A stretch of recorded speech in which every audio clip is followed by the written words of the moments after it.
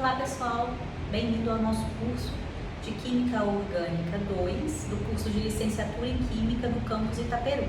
Eu sou a professora Juliana Simões e o objetivo dela é relembrarmos como desenhamos e escrevemos as reações químicas orgânicas. Nessa disciplina vamos estudar basicamente as reações químicas orgânicas.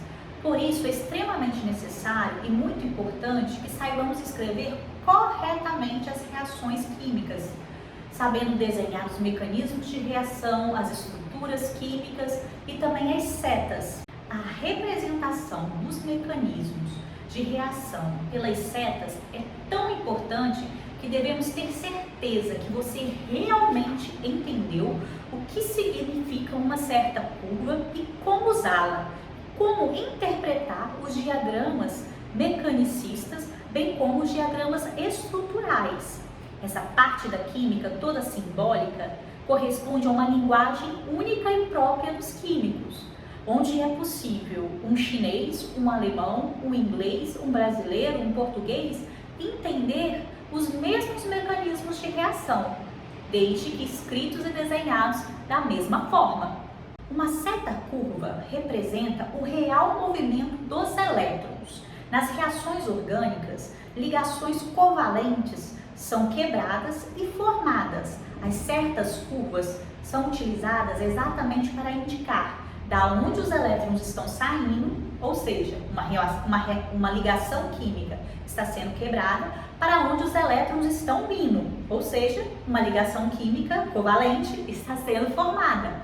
E esses elétrons representados pela seta curva são sempre dois, é um par de elétrons que faz parte ali daquela ligação química covalente. É importante observarmos que o par de elétrons ele sempre se move de um orbital preenchido para um orbital vazio, como podemos ver aqui nesse exemplo, onde temos representando a reação de formação da água entre o ânion hidróxido e o cátion hidrônio.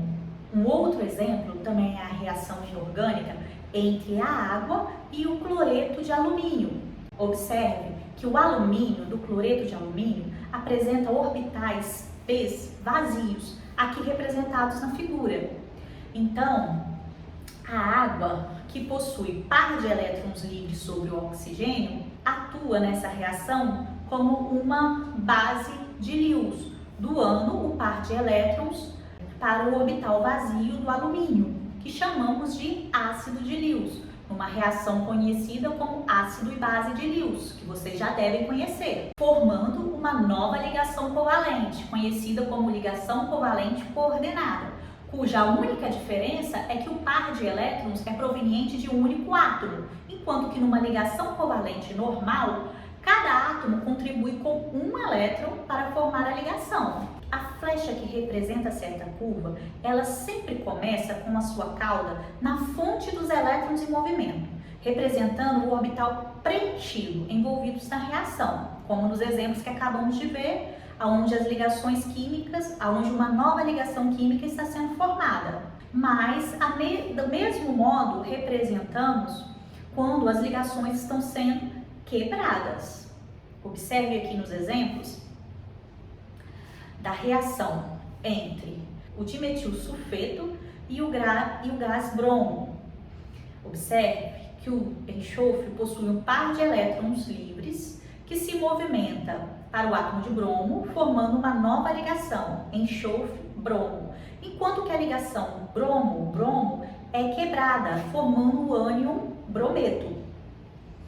Um outro exemplo da mesma movimentação de elétrons pode ser observado na reação entre a amônia e o ácido bromídrico. O nitrogênio com par de elétrons livres ataca o átomo de hidrogênio do ácido. Observe que essa reação pode ser descrita como uma reação ácido-base de Bronsted. Lembra lá das aulas de inorgânica, hein? E de química geral também, das várias definições de ácido e base.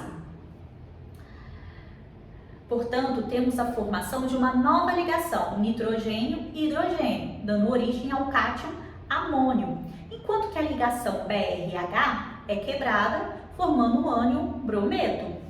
Observe aqui que podemos representar essa mesma reação de duas formas, que significam a mesma coisa. O importante aqui é que o início e o fim de cada seta estejam no lugar certo. Observem só então na primeira linha da imagem aqui mostrada. O par de elétrons ele sai do nitrogênio para se ligar ao hidrogênio e o par de elétrons da ligação covalente BRH fica então com o átomo de bromo. Da mesma forma, eu poderia escrever as estruturas, porém com os reagentes invertidos, e também estaria correto. Além da representação do movimento dos elétrons pela seta, uma outra coisa importante a se observar na hora que escrevemos as reações orgânicas e os mecanismos de reação é a carga.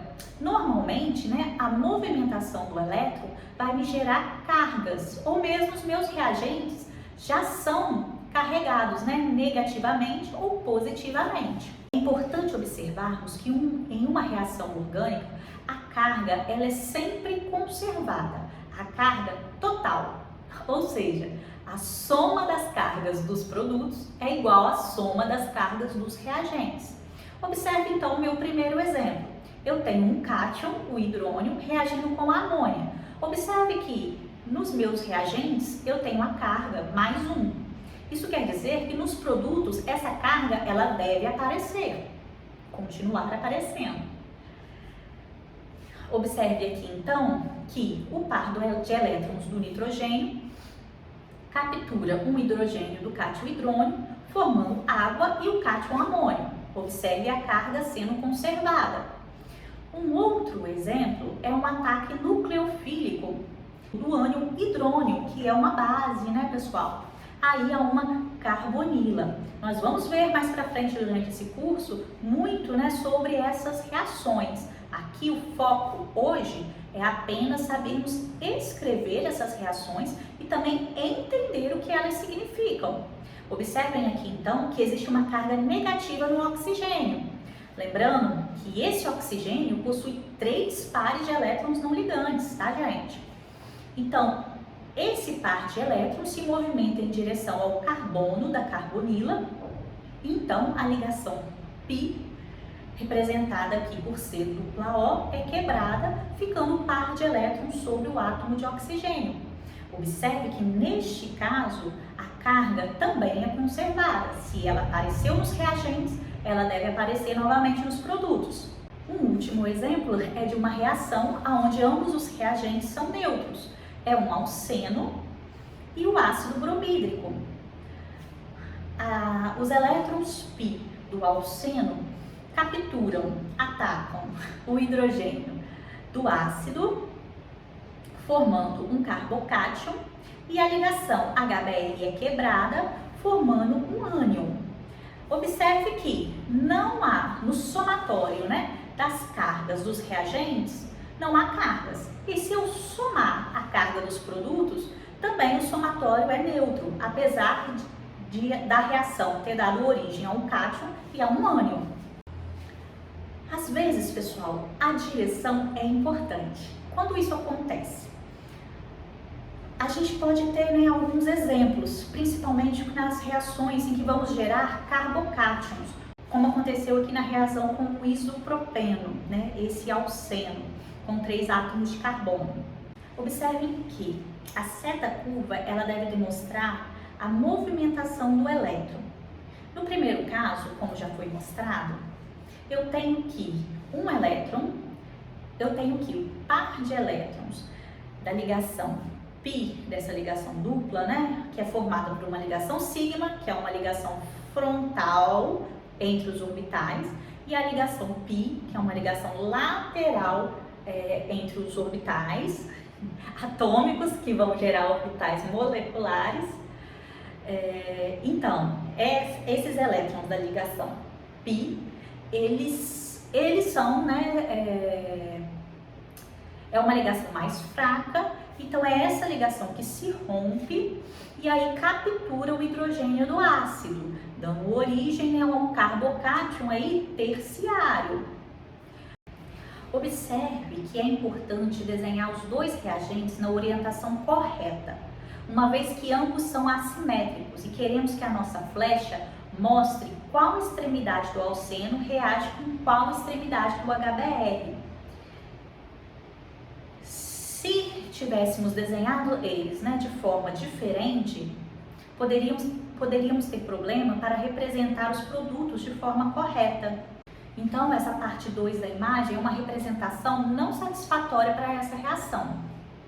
Se você se pegar fazendo um desenho como esse, vale a pena tentar novamente, para ver se você consegue deixar mais claro.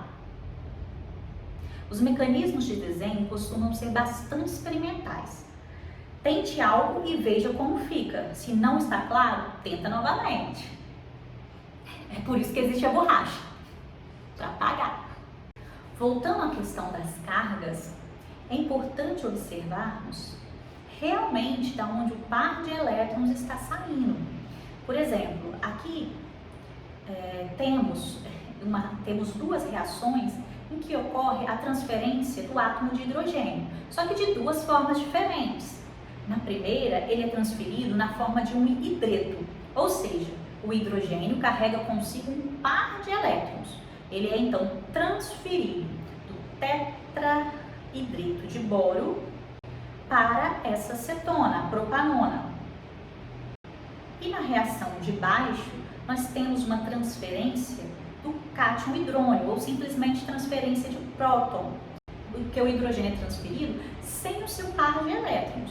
Observe como as setas mudam de direção. No segundo caso, o par de elétrons é proveniente do oxigênio, que é utilizado para poder fazer a ligação OH.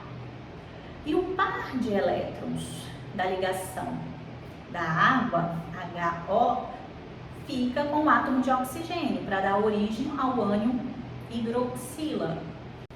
Observe que na transferência de hidreto, a seta sai do hidrogênio, sai da ligação em que o hidrogênio está fazendo para formar uma nova ligação.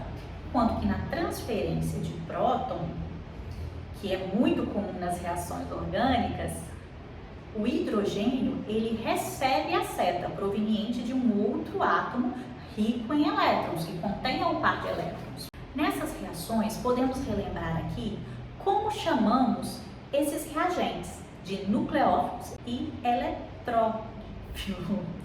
eletrófilo.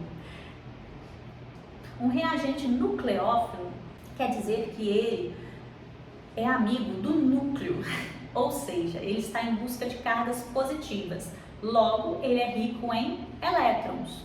Então são os reagentes que possuem par de elétrons, né? Nesses exemplos aqui, o nosso nucleófilo é o tetrahidreto de boro, no primeiro caso, e no segundo caso é esse alcóxido, né? Esse álcool desprotonado. Já o eletrófilo, ele é amigo dos elétrons, então ele está pobre em elétrons e quer receber elétrons de uma outra fonte, de um nucleófilo. Todas as reações que vimos até aqui possuem um eletrófilo e um nucleófilo. Foram dois reagentes para cada reação. Mas ainda existem as reações de decomposição. Nessas reações é representado, né, a quebra de uma ligação, que pode ser uma ligação sigma fraca, que é normalmente uma ligação sigma muito polarizada. O que isso quer dizer? Que a diferença de eletronegatividade entre os átomos que compõem aquela ligação é grande. Um exemplo é a ligação entre o hidrogênio e os halogênios, como o HF, HBr, HCl. Os halogênios são bem eletronegativos, né? O que faz com que a ligação H-halogênio seja muito polarizada. Então, facilmente, né, esses halogênios eles podem receber o par de elétrons dessa ligação, formando ânions relativamente estáveis, né, e fornecendo H+ para o meio ou para reagir, né, para um outro composto. Um outro exemplo também de ligação bem polarizada, azocompostos, estão aqui representados, né, por R, que pode ser um grupo alquilo qualquer, N, tripla N. O nitrogênio que está ligado ao átomo de carbono, ele possui uma carga positiva. Isso faz com que essa ligação carbono e o nitrogênio da nitrila seja uma ligação mais fraca e também se rompa com uma certa facilidade, ou seja, sofra decomposição. E a representação seria simplesmente uma certa curva saindo da ligação que é fraca, que é muito polarizada, para o átomo mais eletronegativo, no caso aqui, o nitrogênio.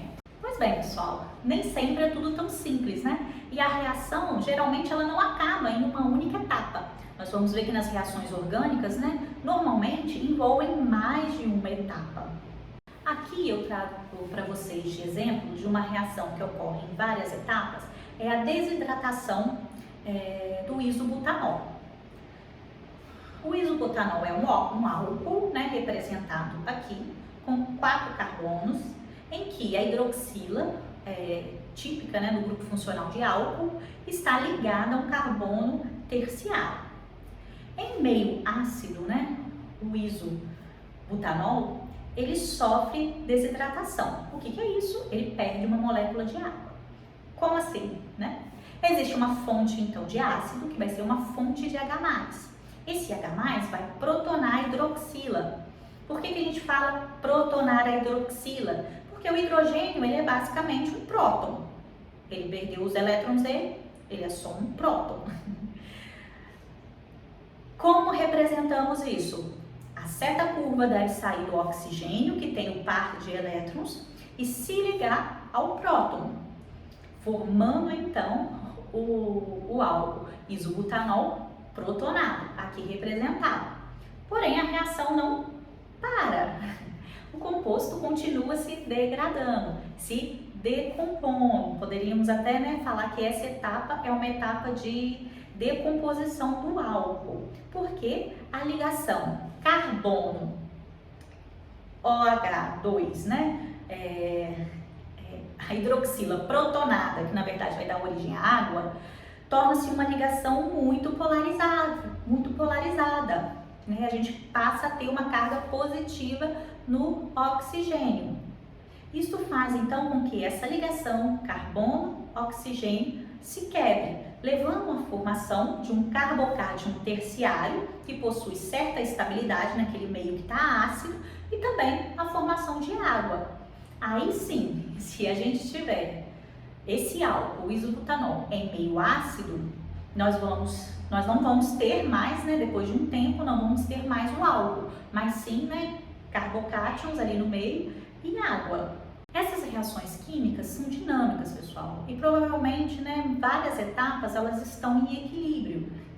Também então pode acontecer da água atuar como nucleófilo e atacar o carbocátion aqui, que poderá atuar como eletrófilo. Ou ainda, se eu tiver um nucleófilo mais forte no meio que a água, a reação continua. Aqui, esse exemplo é só para ilustrar como que as coisas vão acontecendo em várias etapas. Outro ponto a se destacar aqui é que todas as reações que vimos até agora, todos os exemplos, incluindo este, a quebra da reação ela ocorreu de forma heterolítica. O que quer dizer isso? Quer dizer que o par de elétrons não foi dividido igual. Na hora que a ligação se quebrou, o par de elétrons foi diretamente, né, foi totalmente para um único átomo. E o outro átomo ficou sem elétrons, né, ficou com elétrons a menos. Então, observem aqui que nessa quebra, o carbono havia uma ligação covalente entre carbono e oxigênio. Houve a quebra da ligação. Os 2 elétrons daquela ligação foi para o átomo de oxigênio e o átomo de carbono não ficou com nenhum elétron daquela ligação original. Isso é uma quebra de ligação heterolítica. Existem também quebras homolíticas e elas acontecem normalmente quando nós fazemos a reação na presença de luz ou de fonte de luz ultravioleta.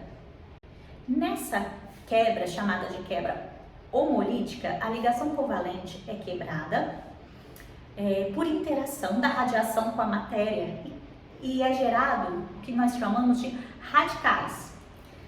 A ligação é quebrada e o par de elétrons da ligação é dividido igualmente entre os dois átomos, né, que formavam aquela ligação.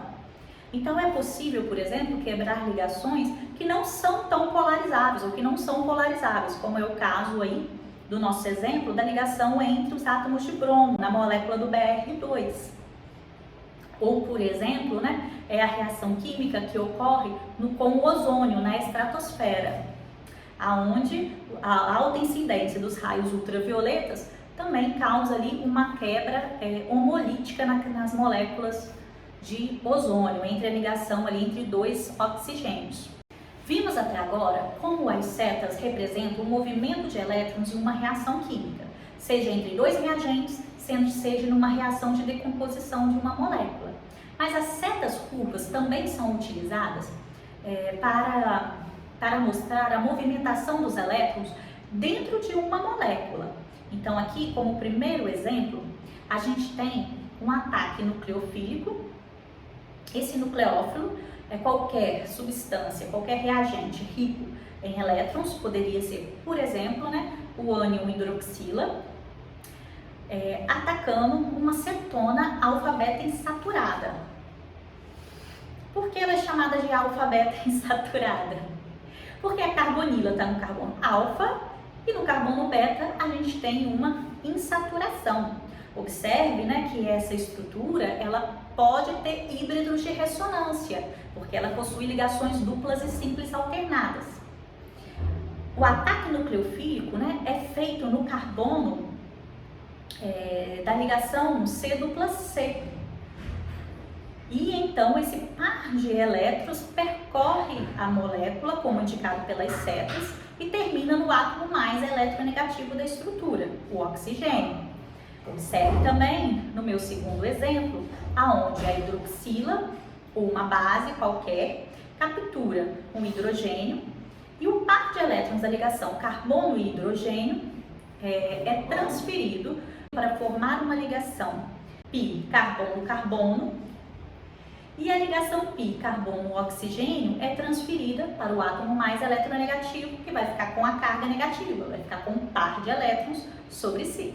Aqui nós temos outros exemplos dessa movimentação de elétrons e ela é sempre muito importante quando a gente tem, né, estruturas que podem ter híbridos de ressonância, estruturas que têm ligações simples e duplas alternadas, muito por conta da configuração dos orbitais πs ao redor desses átomos de carbono. Então observem aqui, né, esse exemplo onde eu tenho um nucleófilo, sulfeto de metila, atacando um alceno que possui diversas ligações duplas e simples. Observe, né, que o produto majoritário formado não é aquele onde o ataque ocorre ao carbono imediatamente ligado ao grupo de saída, mas sim ao carbono do final da sequência de ligações alternadas, duplas e simples. Resumindo, pessoal, uma seta curva mostra o movimento de um par de elétrons. A cauda da seta mostra a fonte do par de elétrons, que vai ser sempre um orbital preenchido, que a gente também chama ele de HOMO, é o orbital molecular de mais alta energia. Nós vamos falar mais sobre ele na aula. Essa fonte de par de elétrons, né, normalmente é um par de elétrons livres, é uma ligação π ou é uma ligação sigma muito polarizada. A ponta da seta indica o destino final do par de elétrons, que pode ser um átomo eletronegativo, que pode suportar aquela carga, normalmente ele também será o grupo de saída, ou um orbital vazio, quando uma nova ligação é formada, ou um orbital antiligante, quando essa ligação original está sendo quebrada. A carga geral é sempre conservada em uma reação. Verifique sempre se seu produto obedece essa regra. Alguns erros comuns na hora de escrever essas estruturas químicas. Ocorre quando desenhamos estruturas que contêm os átomos de boro, carbono, nitrogênio e oxigênio. Muito cuidado nessa hora. Esses átomos não podem sofrer expansão do octeto. Eles só comportam 8 elétrons. E o hidrogênio, pessoal, só comporta 2 elétrons. Por isso, ele sempre faz uma única ligação. Aqui a gente tem um exemplo do átomo de fósforo atuando como nucleófilo num composto orgânico, o iodo metano.